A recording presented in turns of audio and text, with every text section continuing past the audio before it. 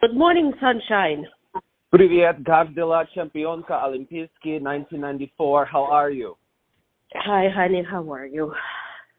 Oksana, we got a word from some of your good friends from your figure skating days that are weighing in on the verdict in the Kamila Valieva case, and I was wondering what you thought because Tatiana Tarasova, she called us all scoundrels. Do you want me to? I will read the quote to you, okay? I don't want to be... You don't have to. Dave, you don't have to. Wait. I would like to do this for you. You need this in your life. Scoundrels and lawless people. Of course an appeal must be filed against this decision. You have to fight scums using their own methods. In our country, Kamila will be able to compete. She's a strong girl and overcome everything. Damn them filthy pigs. They unleash all their anger on a little girl, venting their fury on our country. Now, Oksana, I remember that in 1998, Tatiana Tarasova's team won the gold medal in ice dance where there was block judging, right, where they controlled the panel. I think she has a very interesting sense of morality. Listen, you have to know her to hate her or love her. Mm-hmm. And she is a character who cannot even turn TV on her own. She's that type of a character. She had to call Nikolai Morozov to come to her apartment and, make all these things happen. This woman, she feels everything through her soul, through her heart. Mm-hmm. And I think she is very angry right now. I absolutely think I think she is. But the thing is, you have to be level because the truth is when person get caught doing drugs, doing, it doesn't really matter where it is. Mm-hmm. If somebody get busted for doing whatever they were doing. Right now. Her, please, yes. Yes. It's my husband, so everybody can hear him. And Sophia is making pancakes. We like this. We're with the whole family, okay, to hear what they think about Kamila Valieva. This is very important. I'm sorry. Yes. But, okay, I have to ask you about Tarasova because I find it very slick, right? Do you find it interesting how the Russians keep putting all of the attention on Valieva, the 15-year-old, right? And they keep saying, how can you do this to a 15-year-old? They are actually the ones throwing her under the bus because no one is actually looking into Tutberidze, Shvetsky, the Ministry of Sport, or any of the people in the sports apparatus that could have actually given her the banned drug. Listen, I mean, there is an interview of Tutberidze where she's doing an interview a few years ago. Dave, may I please call you back, honey? Yeah. What, like 10 minutes or 15 or what do you want? All right. Dave. Oksana, you like to keep a person waiting. This is the same thing that happened at the medal ceremony with Nancy. She had to wait for so long that, her real feelings came out. Well, when I watched just recently with my daughter and Carlo, we literally before Christmas, we rewatched it, the Olympic performance. Yes. It was so funny to see my old coach face, the way how she looked at me. And I was like, oh, my God, I better do well. No, I'm just kidding. She looks at you with those eyes before you compete, and she stares into your soul. I don't remember, honestly, them standing behind the board. I don't remember at all. What I remember very well is me coming out from the men's dressing room, and the light was so bright at that building. And I said to myself when I had Sophia, when I was going, to have her, when they put me on the gurney, I felt the same way. I said to myself, like, oh my God, my life is about to change. I have no idea how, but it's the same bright light. I did cross myself right before I went to the middle of the rink. And I start my performance. And I do remember the kids were picking up the flowers. Yeah. And they were picking up the flowers at the area where I do my triple lutz. Okay.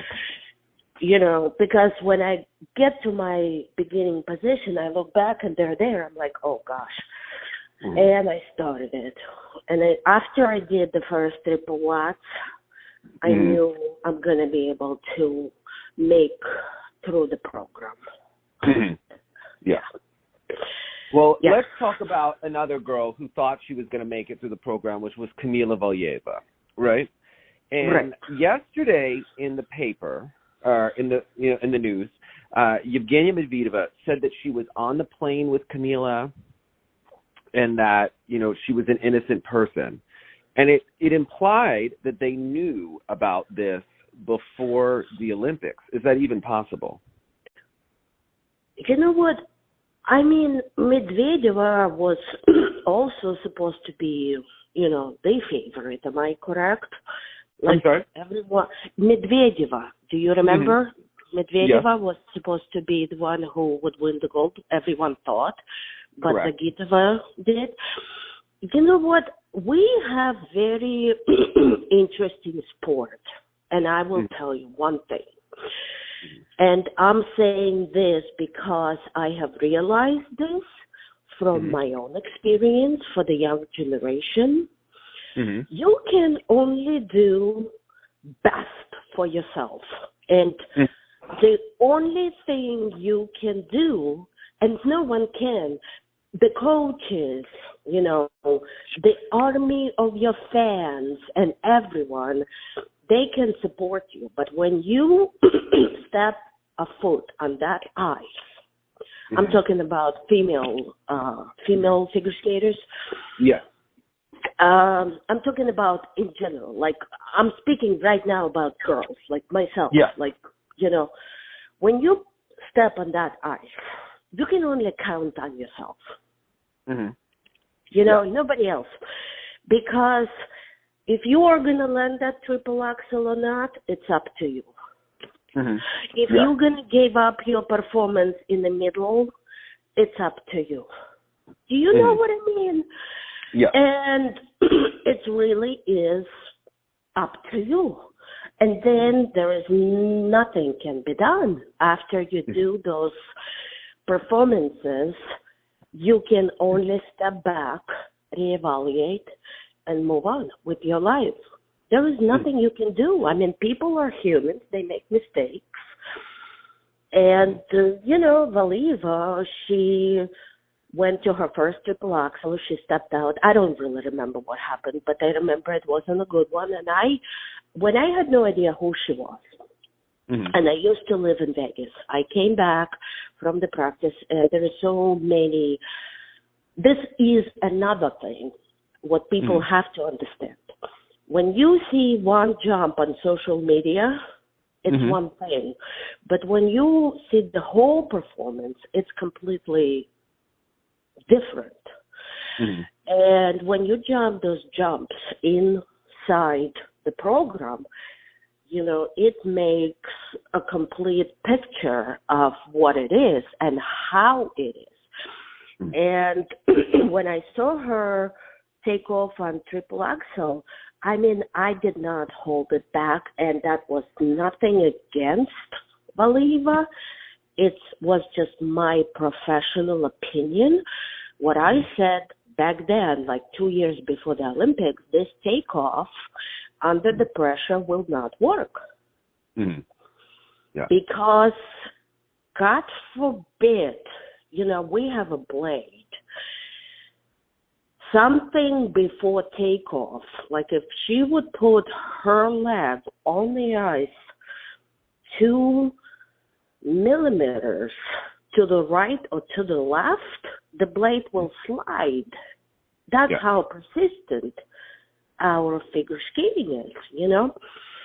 And I don't know what happened, but it happened. And listen, there is nothing could be done. We can all talk and talk and talk about this thing. I mean, in the middle, I think she just said, screw it. I don't know what happened. You have to ask her that.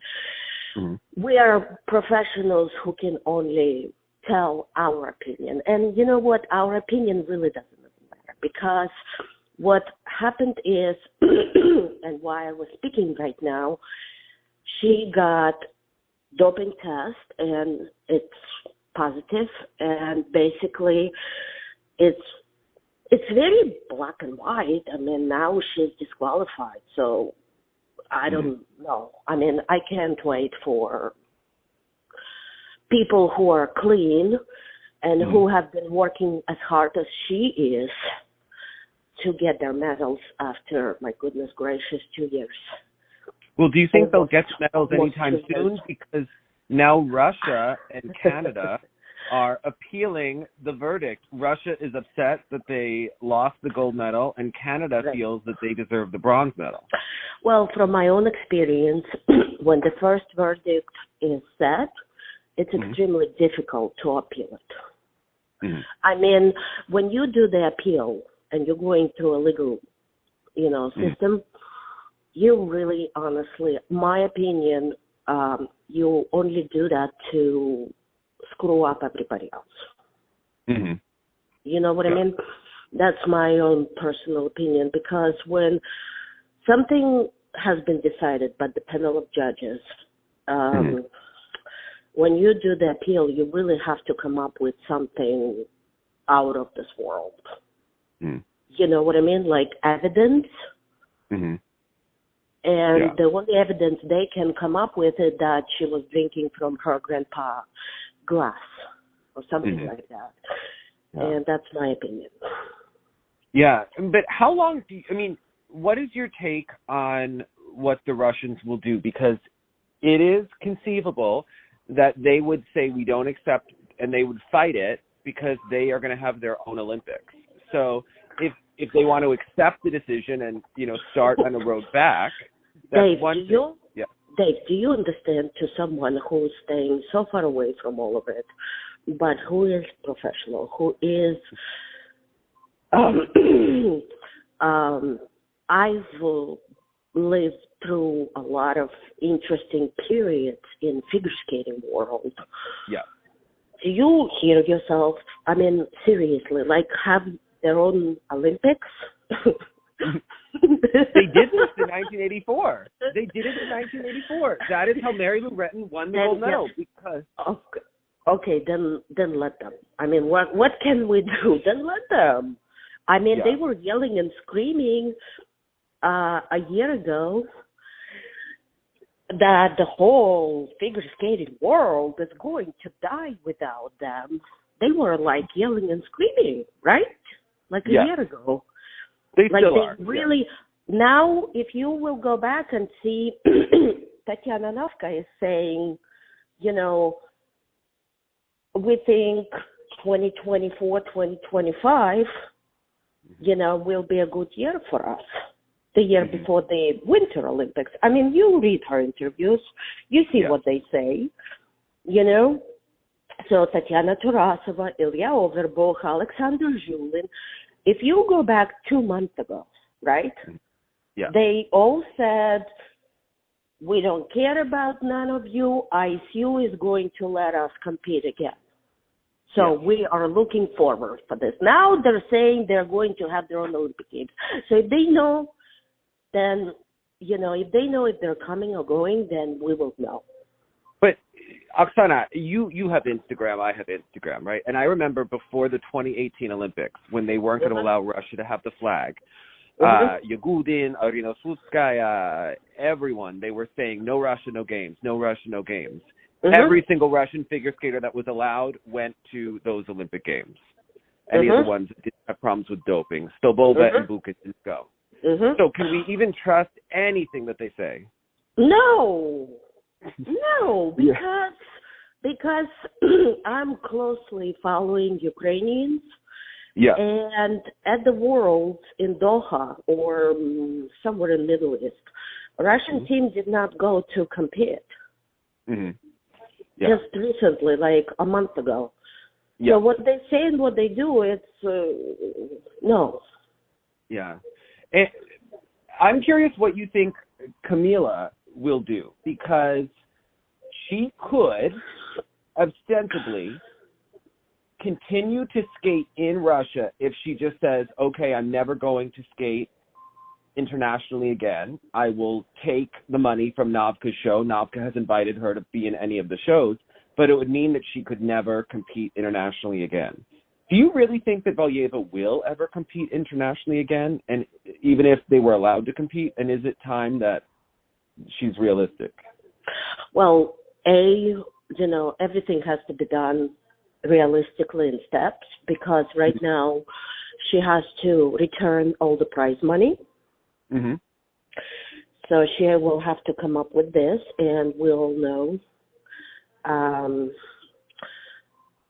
It's going to be very difficult for her. And I do feel incredibly bad for her, because she's a human who has put in this position.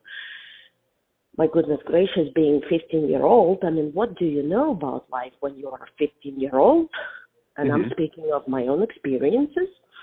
Yeah. You really honestly have no clue how to navigate this. So I'm sure she probably will be listening to still what her surrounding telling her. Yeah.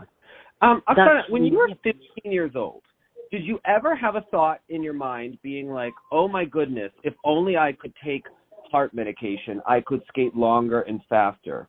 I mean, how are they trying to tell us that a 15-year-old wanted this medication in some way? Oh, they're saying this? Well, they're making her to take all the fall for everyone? Yeah, she is taking all of the fall for this. There is no discussion in the Russian media about Tutberidze, Shvetsky, or the Minister of Sport. How is that even possible? Can you explain to our viewers what that relationship is? I mean, that doctor is hired by the Minister of Sport to look after her. Listen, I mean, the kids are being taken from everywhere. I hear there's a lot of scandals happening out of China, with gymnastics and things like that. And sometimes they don't, when I was younger, I've been told what to do. It wasn't my choices. Do you know what I mean? Like when I would start getting to the level where I have to compete and represent, let's say, Ukraine at Worlds and then Olympics. That's it.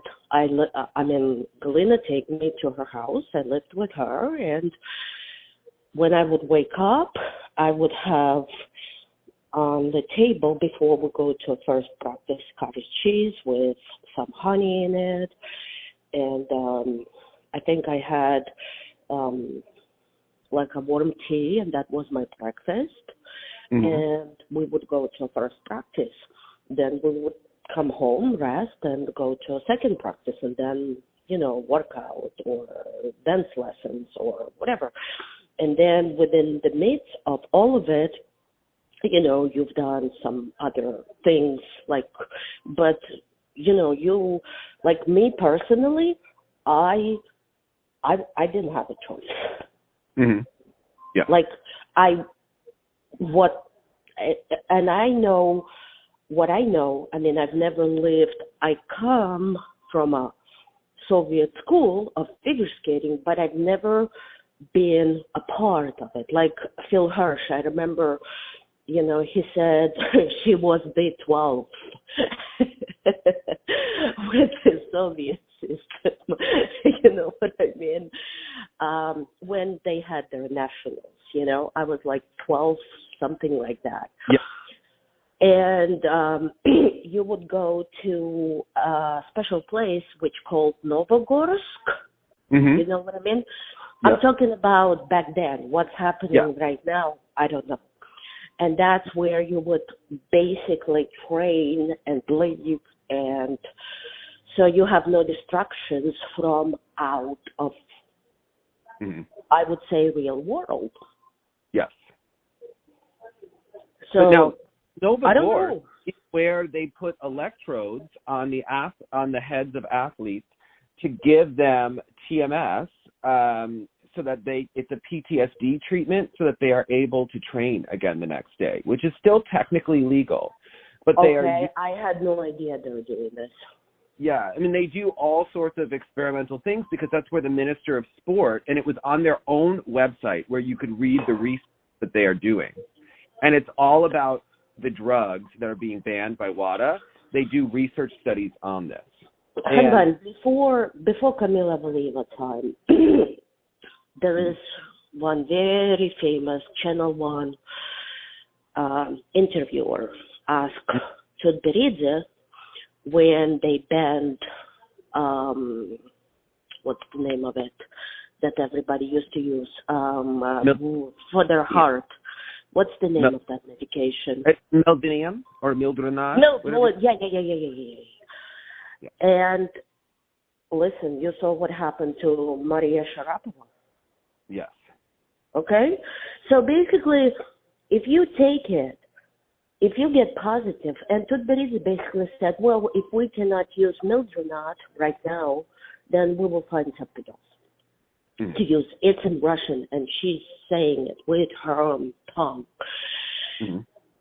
So I guess they found the new one. I don't know. I'm not saying anything about them using it, because I'm allowing the other people who are in charge of that department to make a decision. But they did, I guess. They have way more paperwork than we do. Do you know what I mean?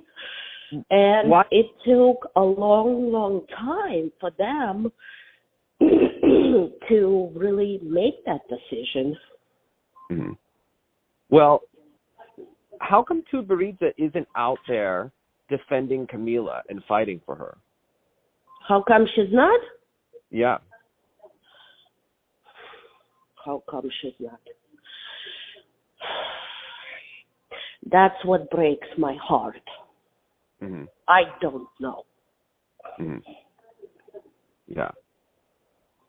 Because that athlete trusted her, with her career and ultimately with her life. Dave, Alexa, stop.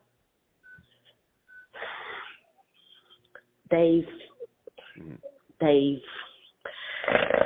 you're human, I'm human, we're all humans.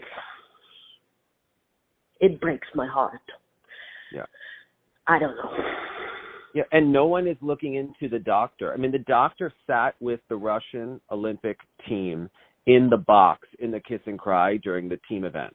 Why was a doctor sitting in the kiss and cry? That is very unusual, Oksana. Maybe he was a big part of the team. I agree, it's very unusual because we all have doctors. Like every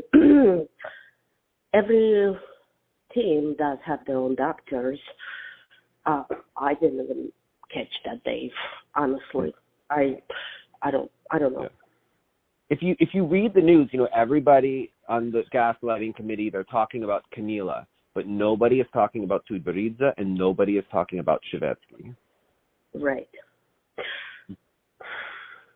And it just seems interesting that after this, right? Can I be honest with you? What's really sad is that Tutberidze and doctor is not talking about. Maybe, I don't know. The doctor maybe because the doctor said the normal. Shvetsky did speak yesterday. Yeah. Who did? Tatiana Tarasova? No.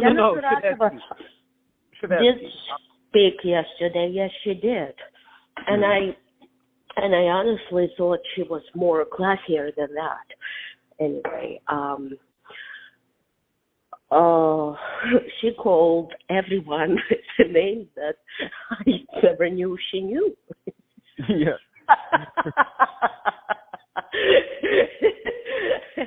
But it's also, a press, and they make it look like, oh my God. I don't know. I don't know why. I don't know if. I don't know. I don't know. I don't know. It's really heartbreaking. Not. Yeah. You know what? Sometimes, Dave. Sometimes in life, this is what I have learned also from myself. You think, oh, this people is going to do right by you. And then they don't. And then somebody else, like where you never expected, the help comes from. Mm-hmm. Yeah. And it happened to me many times, many times. Like people who even said so many interesting things about me. And then, time goes by and anger, goes away. And then people see it for themselves. Oh, this is really what happened. And I think this is the case, but much faster case than mine. You know what I mean? And, but I want the war, because with all of this and everything that's going on in Israel and everything that's going on, in the world and in America, we've kind of lost sight of a little bit of the war in Ukraine. It's not getting the same attention in the U.S. media. Now, the Russians are banned for the war. What is the status of that war? Is it, is there any hope of it ending anytime soon? It's winter in Ukraine right now, and it's been, 2 years? Mm-hmm. Almost 2 years.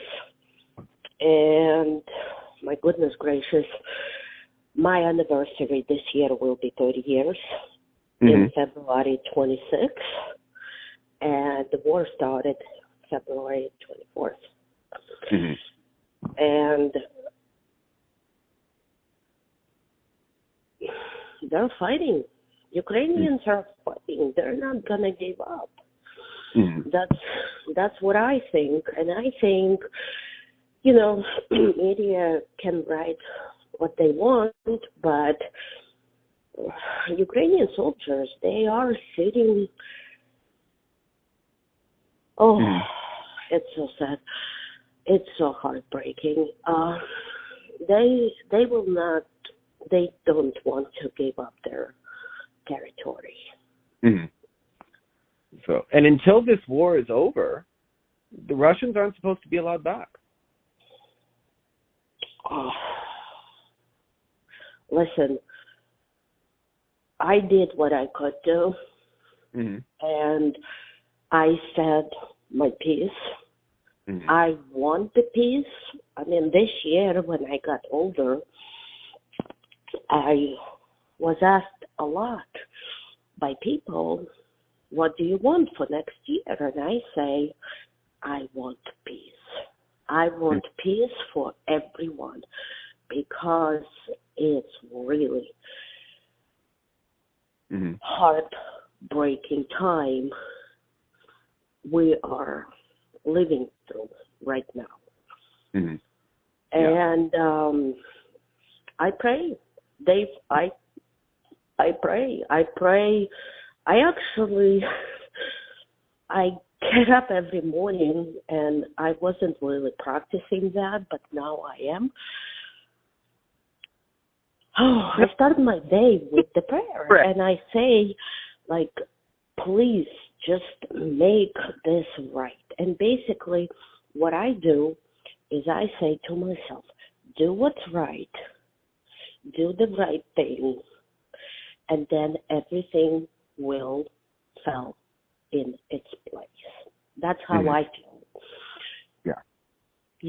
And I can only do what I do, and I don't know what's going to happen in 24-25 season. The only thing I know, if they were allowed to come back, they can only have one person represent each individual category. You know what I mean? Like one girl will represent them. And this Olympics still has not been decided by Russians. What I mean is 2024 Summer Olympics. if they're going, if they're not going, you know, because one person says we are going, the other people say we're not going. Still not decided, and we're already approaching February. Yeah. It's very interesting, and it seems like we won't know until the government there makes a decision for the rest of the athletes, unfortunately. You're a smart man, and then they will say we have nothing to do with the government. Yes, of course. Yes.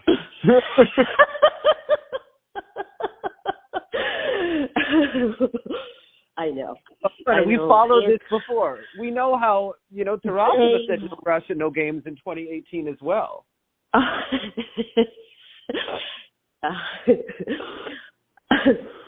Dave, it's absurd.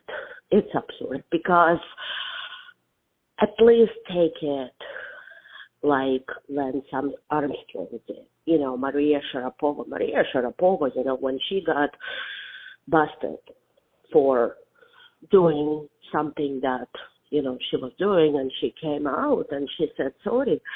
At least just have dignity to say, I'm sorry. You know, and they gave her 2 years. And then she came back and she was working. I don't know, Dave. I don't know. Everybody's different. Everybody, they have their own agenda. And everybody will do what's right for them. And I wish nothing but the best to all skaters to do well at what they do. Do you think Valieva could reach the top again if given enough time to train? 2026? Yes. We have to wait and see. We honestly just have to wait and see, because she is going through what's called in women's lives puberty right now. So we have to wait and see. Yeah. Okay.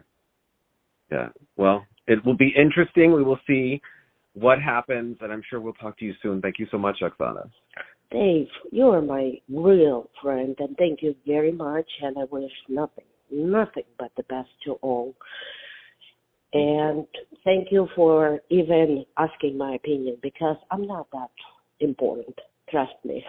Oh, I live a very boring life now. Oksana, that's not true. You are one of our most interesting guests. Okay, you are always full of personality and passion, and we love it.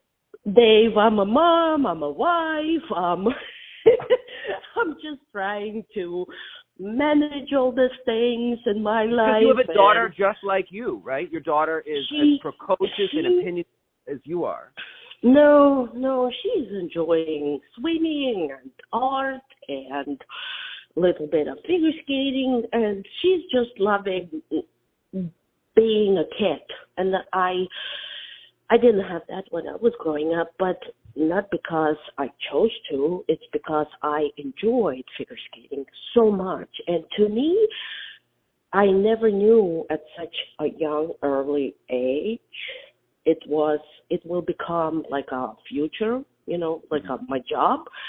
Yeah. But it never feels like it's a job for me. That's what's interesting about it.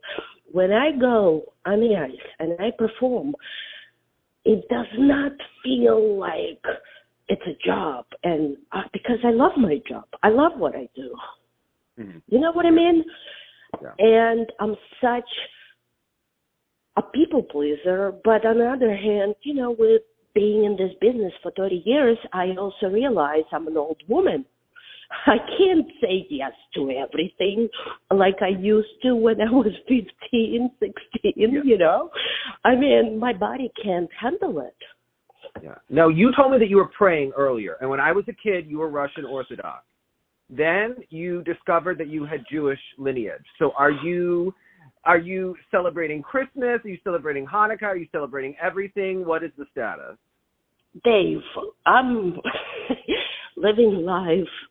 And I have been always in my life very open-minded person. Yeah. You understand what I mean? Because, yes, I did grow up Orthodox. But you can't listen to other people. To me, God is what I chose the God to be. Mm-hmm. I don't go to church because someone tells me it's the right thing to do. You know what I mean? Yeah. No. I mean, maybe that's why I have a lot of people who thinks I am so hard-headed. I have my own understanding of a higher power. Mm-hmm. Yeah. You know what I mean? And it's different for anyone. It's different for you. It's different for people around the world. It's different. You know what I mean? But I think my mother is a higher power also in my life, because she I just got a candy from a friend of mine, and it's my mother's favorite candy. Mm-hmm. So I honestly think sometimes people do speak through the others, and they wanted to give you a message that, hey, I'm watching after you. And that's how I you're feel. A sweet character, right? You're a character like sweet candy. You're just all sweet, Oksana. David. David, I am trying to do what's right. Yeah. And sometimes